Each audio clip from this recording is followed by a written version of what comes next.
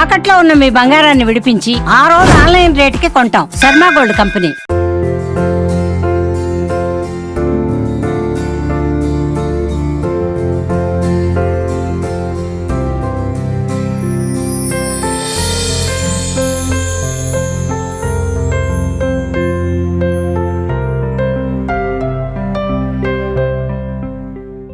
నమస్కారం, welcome to Suman TV.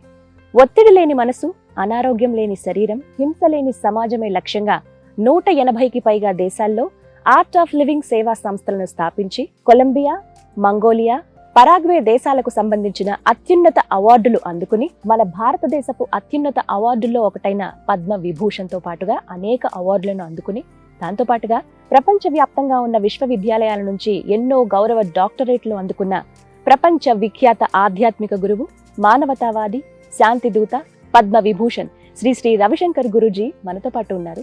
వారితో మాట్లాడదాం. నమస్కారం గురూజీ. నమస్కారం. ఎలా ఉన్నారు? బాగున్నామ్మా, మీరు? నేను చాలా చాలా బాగున్నాను. ముందుగా మీ పాదాలకి నా నమస్కారాలు. చాలా సంతోషం, ఈ అవకాశం మాకు ఇచ్చినందుకు మేము నిజంగా ధన్యులు అని అనుకుంటున్నామండి. చాలా చాలా ఆనందంగా ఉంది. కొన్ని మాటలు మనం వర్ణించలేము అని అంటారు కదా, అలాంటి భావన మిమ్మల్ని చూసిన తర్వాత నాకు కలిగింది. చాలా చాలా సంతోషం. ఫస్ట్ ఆఫ్ ఆల్ ఇంటర్వ్యూకి యాక్సెప్ట్ చేసినందుకు ఇది మా అదృష్టం అండి. మిమ్మల్ని నేను టీవీలో ఇలాగే రీల్స్లో మీరు చెప్పే మాటలు విని ఇన్స్పైర్ అయిన పర్సన్స్లో నేను ఒకదాన్ని ఖచ్చితంగా చెప్తాను అన్నమాట. సో ఇలా అవకాశం రావడం అనేది చాలా సంతోషం అనిపిస్తుంది. ఆనందం కోసం రకరకాల ప్రయత్నాలు చేస్తూ ఉంటారు ఫర్ హ్యాపీనెస్. అసలు సంతోషం, ఆనందం అంటే ఏంటి? ఎక్కడ దొరుకుతుంది? డబ్బులు పెట్టి కొనుక్కుంటే దొరుకుతుందా? అది అందరూ కనుక్కున్నారు కదా.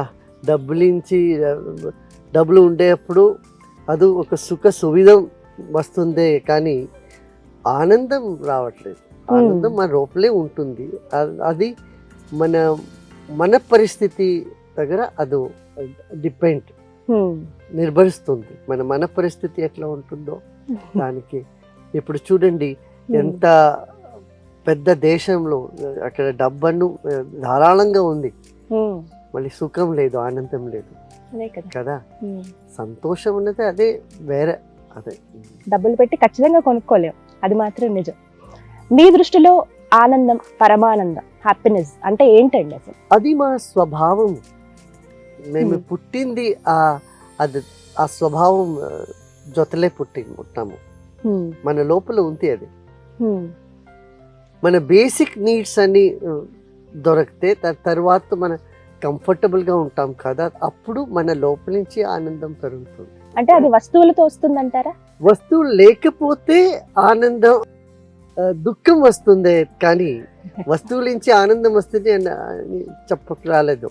ఒక ఫోన్ కొనుక్కుంటే చాలా సంతోషంగా ఫీల్ అవుతాం ఆడవాళ్ళగా. మేము ఒక చీర కొనుక్కుంటే ఆనందిస్తాము, ఒక నగ వేసుకుంటే ఆనందిస్తాము. అదన్నీ క్షణిక సంతోషం, క్షణిక సుఖము. అది కూడా మంచిదే, అదే చెడు లేదు. అందరూ ఒక క్షణిక సంతోషం అవుతుంది. ఇప్పుడు ఆకలి పెట్టకపోతే భోజనం చేస్తే అప్పుడు సుఖం దొరుకుతుంది. అట్లే చాలా టైర్డ్ అయిపోతే కొంచెం నిద్ర చేస్తే అప్పుడు సుఖం దొరుకుతుంది. ఇదన్నీ నార్మల్ అండి. మళ్ళీ మన లోపల ఒక ఆశ ఉంటుంది కదా, ఇచ్చ ఉంటుంది కదా, ఒక పెరియ కోరిక ఉంటుంది, పెద్ద ఆనందం నాకు దొరకాలి అని, శాశ్వతంగా ఆనందం ఉండాలి అని. శాశ్వతమైన ఆనందం దొరికేదానికి మనకు సాధనం చేయాలి. సాధన ఎలా చేయాలి? ఆ సాధన అంటే వర్తమానములు మన మనసు పెట్టుకొని నేనెవరు అని విచారం చేయాలి. మార్పుడుతుంది అన్ని పరిస్థితులు. మన శరీరము అండర్గోయింగ్ లాట్ ఆఫ్ చేంజెస్. దీని మధ్యలో మన లోపల ఒక తత్వం ఉంది, ఒక సత్యం ఉంది. అదేమని కనుక్కోవాలి. అది కనుక్కొని స్మైల్ ఉంటుంది కదా, అది ఎప్పుడూ శాశ్వతంగా ఉంటుంది. అది యాక్సెప్ట్ చేయటం కూడా రావాలి, ఆ చేంజ్ ని.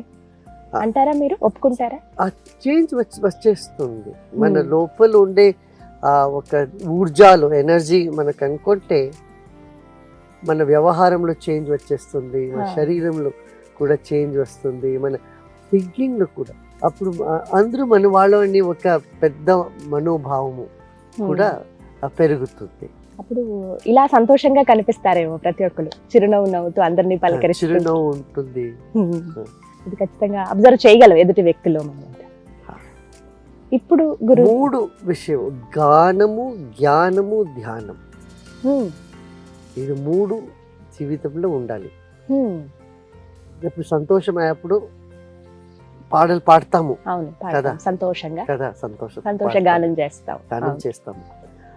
జ్ఞానము, జ్ఞానం అంటే మా జీవితం ఏమి, ఈ ప్రపంచం ఏమి, ఇదన్నీ ఏమి, ఎవరు చేశారు దీనికి, ఇది అంతం ఎక్కడా, ఆది ఎక్కడా అని ఒక విచారం చేసేప్పుడు కూడా మన లోపల ఒక అఖండమైన ఆనందమైన ఒక ఊర్జ, శక్తి పెరుగుతుంది.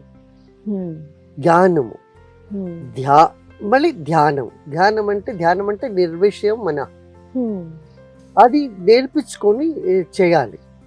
కొంచెం 10 నిమిషాలు 20 నిమిషాలు మేము చేసుకుంటా ఉంటే దాంట్లో చాలా లాభం ఉంటుంది. అలవాటు చేసుకోవాలి ఒక్కొక్కరు. ఒక రోజులో ఎంతసేపు ధ్యానం చేస్తే మనిషి ఆరోగ్యవంతంగా ఉంటారు? ఇన్నర్ అండ్ అవుటర్ రెండు మాట్లాడుకుంటారు. ఒక 20 నిమిషాలు. 20 నిమిషాలు ధ్యానం చేసే సమయంలో 20 నిమిషాలు 30 నిమిషాలు చేయొచ్చు, చాలా. గురుజీ, ధ్యానం చేసే సమయంలో ఏమని అనుకోవాలి? అంటే పఠించవలసింది ఏంటి? ఏమైనా స్మరణ చేసుకోవాలా? ఏం చేయాలి అసలు? ధ్యానం అంటే మనసులు విశ్రామం, ఒక విశ్వాసము, మళ్ళీ విశ్రామం, ఇది 2 ఉండాలి. విశ్వాసం అంటే ఏమి? అన్ని మంచిదే అవుతుంది, నమ్మాలి ఫస్ట్. నమ్మిక, ఒక విశ్వాసం, నమ్మాలి, విశ్వాసం ఉండాలి. అది జ్ఞానించే ధ్యానం వస్తుంది, విశ్వాసం వచ్చేస్తుంది. మళ్ళీ విశ్రామం చేసుకోవాలి. ఇది ఖచ్చితంగా ఫాలో అవ్వాలి అందరూ. ఒకటి నాకు అనిపించిందండి, ప్రస్తుతం ఉన్న సమాజంలో ఆర్టిఫిషియల్ ఇంటెలిజెన్స్ AI ఎంత పెరిగిపోయింది అని అంటే పోటీ పడుతోంది మనుషులతో. ఉదాహరణకి మా యాంకర్స్ విషయానికి వస్తే ప్రెజెంటర్స్ ఇంకొకటి AI తో ఒక అది మంచిది ఉండాలి. కానీ మనుషులకి బద్ధకం పెరిగిపోతుంది. బాధ్యత అని మేము అనుకుంటే బాధ్యత ఉంటుంది, అది మా ఒక ఆపర్చునిటీ అని చూడాలి దాంట్లో. అంటే ఒక మనిషినే సృష్టించేస్తున్నారు, రోబోజే అవే వర్క్ చేసేస్తూ ఉన్నాయి మన ప్లేస్ లో. అవి ఛాలెంజ్ ఇస్తుంది కదా, యాక్సెప్ట్ చేయాలంటారు. చేయాలి. ఇలాంటి సమయంలో మనలో స్పిరిచువాలిటీ ఎంతవరకు ఉంటుంది? ఇప్పుడు ఫోన్ వచ్చే తర్వాత ఇప్పుడు ఎవరు లైబ్రరీ వెళ్ళరు, అన్ని గూగుల్లే అన్ని దొరుకుతుంది. ఏం కావాలన్నా సెర్చ్ చేసి, ఏం కావాలంటే అక్కడే సెర్చ్ చేయరు. ఇప్పుడు లైబ్రరీ ఎవరు, మళ్ళీ లైబ్రరీ కూడా ఒక వాల్యూ ఉంది, ఇప్పుడు కూడా లైబ్రరీలో దానికి ఒక అలాగే ఉంటుంది. అది కూడా గ్రంథాలయం విలువ, గ్రంథాలయం ఖచ్చితంగా విలువ ఉంటుంది. కానీ మీరు అన్నారు ఇప్పుడు ఆడియో బుక్స్ కూడా వచ్చేసాయి, అన్ని ఫోన్స్ లో అవైలబుల్ ఉన్నాయి. మరి ఇలా అన్ని మనకి చేతిలో అంది వస్తున్న ఇలాంటి తరుణంలో ఒక మనిషిలో స్పిరిచువాలిటీ ఎంతవరకు ఉండగలుగుతామా అని కంపేర్ చేసుకుంటే? స్పిరిచువాలిటీ ఎప్పుడు ఉంటుంది, అది శాశ్వతంగా ఉంటుంది. ఎందుకంటే మన లోపల ఆ శక్తి ఉంది, స్పిరిచువల్ పవర్ అందరి లోపల కూడా ఉంటుంది. ఇప్పుడు మేము శాంతిగా ఉన్నాము, గొడవలు చేసుకొని ఉన్నాము అంటే కూడా అప్పుడు కూడా వాళ్ళ లోపల స్పిరిచువల్ పవర్ ఉంటుంది. దానికే స్పిరిచువాలిటీ నుంచి ఆధ్యాత్మికం అంటే మన అన్ని కార్యాలకు అది ఒక సపోర్టివ్గా ఉంటుంది. మన ఎనర్జీ వస్తుంది, శక్తి వస్తుంది మన లోపల. విచారం సరి విచారము వస్తుంది, ఎప్పుడు కావాలంటే అప్పుడు. ఉత్సాహం ఉంటుంది పని చేసేదానికి, ఇదన్నీ కావాలి కదా. ఒక మనిషికి గురుజీ చేసే పని కాకుండా ఆ వ్యక్తి యొక్క గుర్తింపు ఏంటండి, అసలు ఎలా ఉండాలి? ఇది మేము చాలా ఐడియలిజం పెట్టుకుంటే అదే ఒక బాధలో అయిపోతుంది. దానికి మనం సహజంగా ఉండాలి. ఏమి లైఫ్లో ఎప్పుడు ఏం వస్తో అది అట్లే స్వీకరించి ముందుకు వెళ్ళాలి. మేము అట్లా ఉండాలి ఇట్లా ఉండాలి అనుకుంటే అదే ఒక బాధ, అదే ఒక బంధనము, నిబంధన అవుతుంది. దానికి టేక్ లైఫ్ ఈజీలీ అని నేను చెప్తాను. చాలా సీరియస్గా లైఫ్ తీసుకొని మీరు ఊరికే బాధపడతా ఉంటారు. Take life easily. మళ్ళీ కమిట్మెంట్ ఉండాలి, ఒక నిష్ఠ, ఒక నిశ్చయము, కరుణ, ఈ క్వాలిటీస్ ఉండాలి అంతే. మళ్ళీ ఎట్లా ఏం వస్తుందో ఆ క్షణంలో అట్లే మేము ముందుకు వెళ్ళాలి. కొంతమంది చెప్తూ ఉంటారు కదా గురుజీ, మా కష్టం మాకు తెలుసు, మీకేం తెలుసు ఆ బాధ, మా షూలో నుంచుని మీరు మాట్లాడండి అని, stand in my shoes and say అని చెప్తూ ఉంటారు కదా. అంటే కష్టం అనుభవించే వాళ్ళకి తెలుస్తుంది, ఎదుట ఉండి నీతులు చెప్పే వాళ్ళకి తెలియదు కదా అంట. వాటిని ఇది నమ్ముతారా మీరు ఈ మాట? అది వాళ్ళకు అట్లా కనిపిస్తుంది. వాళ్ళకు ఏం తెలీదు అంటే అందరికీ అట్లా కష్టం అవుతుంది, అందరూ ఆ కష్టం అనుభవించారు అందరికీ. దానికే చెప్పేది సులభం, వెళ్ళేది కష్టము అని ఒక భావనే ఉంటుంది. దానికి నేను చెప్పేది ఉపదేశం చెప్తే చేస్తే అప్పుడు అది సరిపోలేదు, పోదు. అప్పుడు ఏమంటే వైబ్రేషన్ నుంచి మార్పు రావాలి. ఊరికే ఏదో చెప్పేస్తే ఊరికే ఏదో చెప్పేస్తే దానికి ఒక మార్గం చూపించాలి వాళ్ళకి అనేది మీ భావన. మార్గం నుంచి నేను చెప్తాను ఒక ఆశీర్వాదం, బ్లెస్సింగ్స్, విషెస్, అది పని చేస్తుంది. అది రిసీవ్ చేసుకునే గుణం కూడా వాళ్ళలో కూడా ఉండాలి. అది ఉంటుంది అందరూ లోపల ఉంటుంది. ఒక విశ్వాసం ఎవరికి ఉందో వాళ్ళకే పని చేసేది అట్లా లేదు. ఒక సమర్థ వ్యక్తి ఉండే అప్పుడు, గురువు ఉండే అప్పుడు అందరికీ అది ప్రభావిస్తుంది. ఇంతమందిని మీరు చూస్తూ ఉంటారు కదండి, మీకు అనిపించిన భావన ఏంటంటే, మీకు బాగా గుర్తుండిపోయిన సంఘటన ఏదైనా ఉందా ఇన్నేళ్లలో, మిమ్మల్ని బాగా కదిలించిన సంఘటన ఏదైనా? ఒకసారి ఆంధ్రప్రదేశ్ నుంచి 2 బస్సుల నాక్సలైట్ వాళ్ళందరూ ఇక్కడ వస్తారు. వాళ్ళు ఒక 17 hours ట్రావెల్ చేసి ఇక్కడ వస్తారు గురుదేవ్ కలవడానికి వస్త్రి. నేను అడిగి మీకేం కావాలి, ఏం చేస్తా ఉన్నాను? బస్సులో బమ్ ఉంది. మహిళా సిపాయి అండి, వాళ్ళు గన్ అన్ని పెట్టుకొని ఇక్కడ వచ్చింది. గురుగారు ఎవరో చెప్తే మీ దర్శనం తీసుకుంటే మన జీవనంలో ఒక చేంజ్ అవుతుంది, దానికే వచ్చామని. నేను మీరు ఇక్కడ ఉండిపోయింది, I can't go, I can't stay. They said we cannot stay. We had to go back. And then they said all their history. I said మీకేం కావాలి? చూడండి, మేము పేదవాళ్ళే ఉన్నాము, వనవాసం చేస్తా ఉన్నాము, అడవిలో ఉన్నాము. మేము చాలా ఇక్కడ సమస్యలు ఉంది. నాకు ఎలక్ట్రిసిటీ లేదు, నీళ్ళు లేదు, ఓ స్కూల్ లేదు, కాలేజ్ ఏమీ లేదు. నేను మీకు స్కూల్ ఇస్తే, మీకు ఆర్గానిక్ ఫార్మింగ్ అని నేను మీకు ఎడ్యుకేషన్ ట్రైనింగ్ ఇస్తే మీరు వదిలేసి వస్తారా అని నేను అడిగి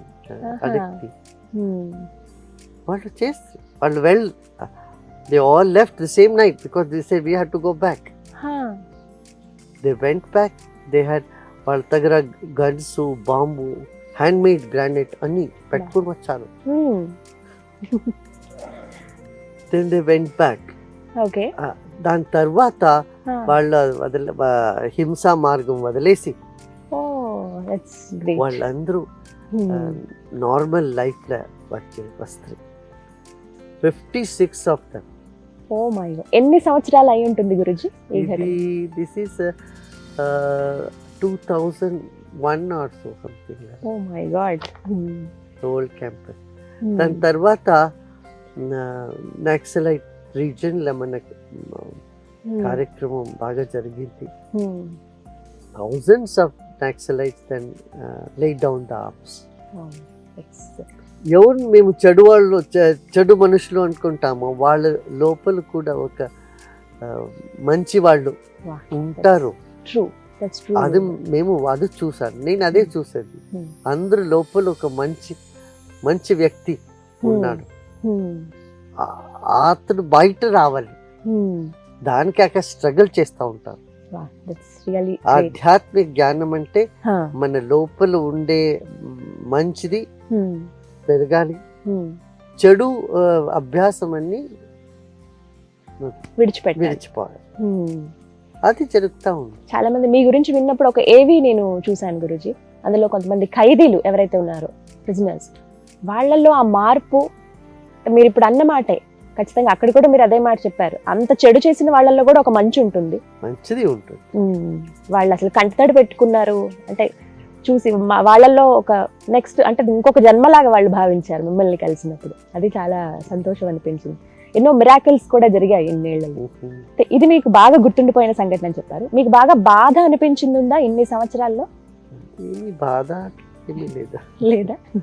ఎప్పుడు సంతోషంగా ఉంటారా? మీరు సూర్యుడు అడిగితే మీరు ఎప్పుడు లైట్ ఇస్తా ఉంటారా అంటే ఏం ఎప్పుడు వెలుగుతా ఉంటారంటే వెళ్ళి చెప్తారు. మీ పర్మిషన్ తో మీ దినచర్య ఎలా ఉంటుందో మేము తెలుసుకోవచ్చా? మన దినచర్య యునిక్ గా ఉంటుంది. ఎందుకంటే నేను వేరే వేరే ప్రదేశంలో వెళ్తా ఉంటాను, ప్రయాణంలో ఉంటాను. నవడేస్ చాలా వరకు కాన్ఫ్లిక్ట్స్ చూస్తున్నాం. రెండు మతాలు లేకపోతే రెండు కులాలు ఇలా వాటికన్నా కూడా ఇద్దరు మనుషుల మధ్యలో మొత్తం దేశాలు కానీ చాలా చోట్ల ఈ కాన్ఫ్లిక్ట్స్ ఎందుకు వస్తున్నాయి అసలు? అది స్వభావం, నేచరు. వ్యత్యాసం ఉండే అప్పుడు గొడవలు వచ్చేస్తుంది. ఇంకొక కారణం ఏంటంటే స్ట్రెస్, కమ్యూనికేషన్ బ్రేక్ డౌన్ అయితే అప్పుడు గొడవలు పెరుగుతుంది. స్ట్రెస్ ని అధిగమించాలంటే దానికే ఆధ్యాత్మిక మార్గంలో రావాలి. ఎన్నో విధాలుగా ఆధ్యాత్మిక మార్గాలు ఉన్నప్పటికీ చాలా మార్గాలు ఉన్నాయి మనకి. ఏ విధంగా వెళ్తే ఆధ్యాత్మికత ఫుల్ టు స్పిరిచువల్ హెల్త్ చాలా బాగుంది. స్పిరిచువల్ హెల్త్ దానికి ఓపెన్ మైండెడ్నెస్ ఉండాలి. మనం ధ్యానం నేను చెప్పాను కదా, దాన్ని ఫాలో అవ్వాలి. ఇవాళ రోజుల్లో చూస్తున్నామండి బ్రేకప్స్ ఎక్కువ అయిపోతూ ఉన్నాయి. సో ఇక్కడ అండర్స్టాండింగ్ ప్రాబ్లమా, కమ్యూనికేషన్ ప్రాబ్లమా? అది ఎవరైనా సరే, ఫ్రెండ్స్ మధ్య కావచ్చు, వైఫ్ అండ్ హస్బెండ్ మధ్య కావచ్చు, ఫ్యామిలీ రిలేషన్సే కావచ్చు, ఎవరైనా సరే ఎందుకు ఎక్కువగా చూస్తున్నాం? ప్రశ్నలు ఉత్తరం ఉంది అక్కడ, మీరే చెప్పాలి. అండర్స్టాండింగ్, కమ్యూనికేషన్ ఆ రెండే అంటారా? లాక్ ఆఫ్ అండర్స్టాండింగ్ అంటే కమ్యూనికేషన్ బ్రేక్ డౌన్ అదే. అండ్ స్ట్రెస్ కూడా ఒక పెద్ద రీజన్. ఇవే కారణాలు.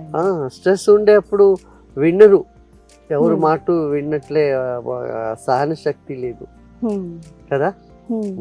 సహనం అనేది చాలా వరకు తగ్గిపోయింది ఈ రోజుల్లో, ఓపిక అనేది. మీకు బాగా ఇష్టమైన ప్రక్రియ ఏంటండి? ఏం చేస్తారు? దాన్ని ఏం చేస్తానో అప్పుడు అదే ఇష్టం అవుతుంది నాకు. అదే ఇష్టం. అలా ఇష్టంగా చేస్తారు కాబట్టి ఇలా రిఫ్లెక్ట్ అవుతుంది ప్రతి చోట. ముఖ్యంగా నేను ఆశ్రమంలో గమనించానండి, గోశాల చాలా చాలా అద్భుతంగా ఉంది. ఎంత నీట్ గా మెయింటైన్ చేస్తున్నారంటే, వెళ్ళటమే గిర్రి ఆవులు చూశాను. ఆ కృష్ణ పరమాత్ముడుతో పాటు అనుబంధంగా ఉన్నటువంటి ఆవులు అవి.